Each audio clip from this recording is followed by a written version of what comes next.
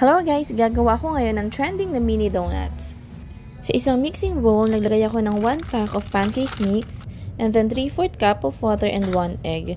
Minix-mix ko lang siya hanggang sa ma-incorporate lahat ng ingredients. And make sure na wala ng buo-buo sa pancake mix nyo.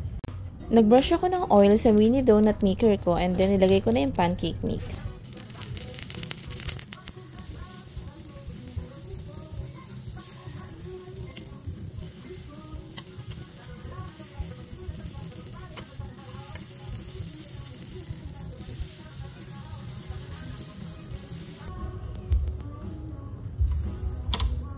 Then, nung medyo nag-brown na siya, finlip ko lang para maluto rin yung kabilang side. At nung nag-brown na both sides, isi-set aside ko muna siya kasi gagawa tayo ng chocolate sauce. Hinati ko yung 1 pack of all-purpose cream sa 2 cup. Then, ima-microwave ko lang siya for about 40 seconds.